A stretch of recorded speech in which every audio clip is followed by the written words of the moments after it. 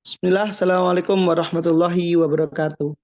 Alhamdulillah, salatu ala rasulillah wa ala alihi wa sahbihi wa mawalah. Asyhadu an la ilaha illallah wa asyhadu anna muhammadan abduhu wa rasuluh. Amma ba'du. Alhamdulillah, pada pertemuan saat ini kita akan membahas tentang fitur-fitur tahfidz. Jadi mohon untuk tim tahfidz untuk mengikuti video ini dengan baik dan nanti bisa diinfokan kepada teman-teman yang ini. Nah, sekarang Ana mau share dulu layar karena kalau untuk tahfidz tidak menggunakan user panel tapi menggunakan aplikasi. Nah, bagikan dulu. Nah, kita menggunakan contoh aplikasi dari Ibnu Abbas saja yang datanya sudah lengkap. Nah, di sini ada menu tahfidz. Jadi nanti di fitur kepegawaian tadi ada fitur data tugas pegawai. Nanti semua pegawai yang disetting dia ada tahfidznya maka dia akan muncul menu ini.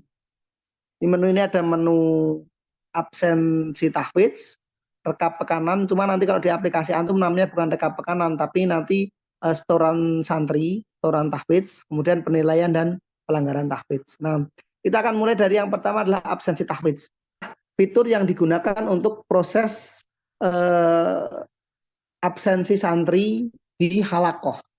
Jadi setiap ada halakoh, pengampu harus melakukan absensi tahfidz. Kita berikan keringanan, jadi artinya ketika kemarin lupa absen, nanti bisa ngabsen yang kemarin, biar datanya tetap terisi semua. Nah, ini misalkan hari ini otomatis waktu tahfidz karena sekarang sudah di Ana sekarang malam saat mengambil video ini, maka dia otomatis malam. Tapi ini nanti bisa diubah. Kalau ada waktu tahfidz yang lain atau mau mengurangi waktu tahfidz, nanti silahkan dicatat saja. Kemudian klik buka halakoh. Nah, di sini adalah halakoh yang Ustadz Abdul Jalil Al-Ghofar di PPIA yang ampuh. Jadi di sini adalah list halakohnya. Beliau bisa menambahkan santri lagi. Di sini masih ada santri yang bisa ditambahkan. Otomatis nanti akan ada di bawah halakohnya. Nah, perbedaan dengan kelas adalah kelas itu nanti disetting oleh bagian kependidikan dan perkantoran. Artinya dia untuk proses mutasi, pindah dan lain-lain itu ada prosedurnya. Sedangkan kalau halakoh ini lebih fleksibel. Jadi ketika nanti ada salah satu pengampu yang nggak bisa hadir, nanti bisa santri-santri yang ada di sini nanti bisa dipindah ke akun halakoh yang lain atau pengampu yang lain. Artinya ini lebih fleksibel.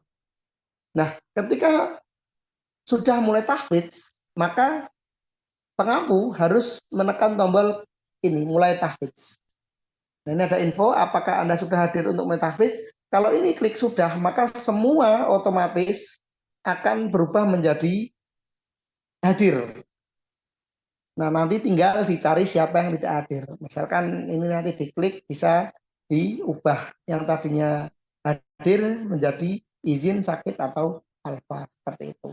Nanti ketika ini diklik, otomatis orang tua, aplikasi orang tua nanti akan mendapat notifikasi kalau anaknya hari ini sedang melakukan halakoh tahfidz seperti itu.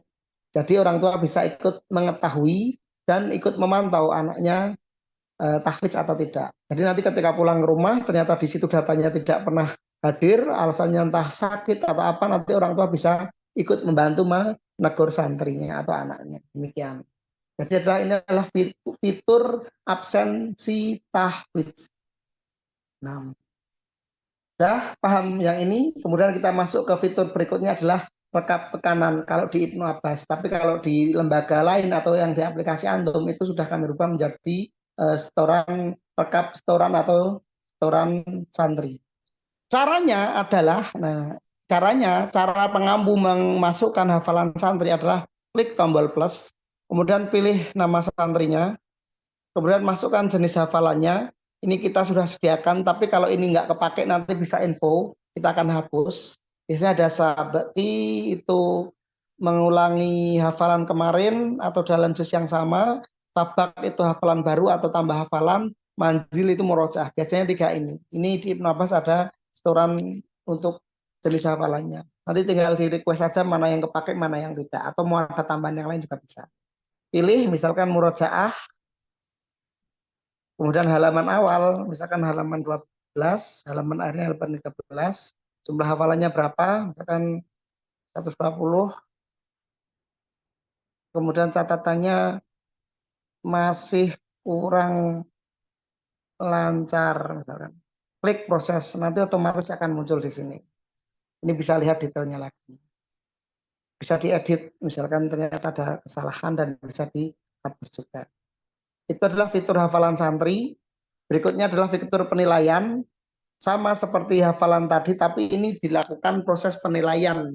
Contohnya kita klik plus, di sini pilih nama siswa, kemudian penilaiannya apa. Ini ada ulangan harian, ujian kenaikan juz, penilaian akhir semester, dan lain-lain.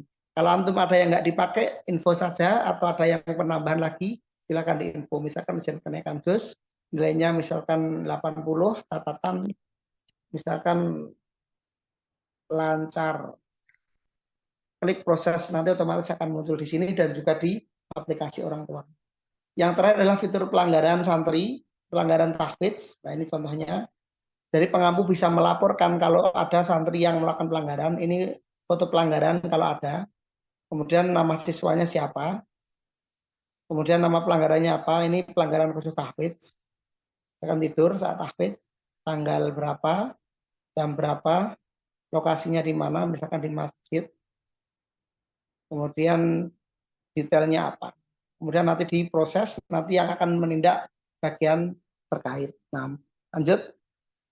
Oh, sudah selesai ternyata. Jadi itu adalah menu-menu tahfidz. Nanti jika ada yang mau ditanyakan silakan di list. Nanti kita akan kembali untuk proses tanya jawab dan pendalaman fitur. Demikian dari Ana. Setelah ini mungkin ke bagian keuangan. Jadi mohon nanti bagian keuangan untuk mempersiapkan diri. Kita akan mencoba untuk menjelaskan fitur-fiturnya. Demikian dari Ana. Wabillahi taufiq wal hidayah. Wassalamualaikum warahmatullahi wabarakatuh.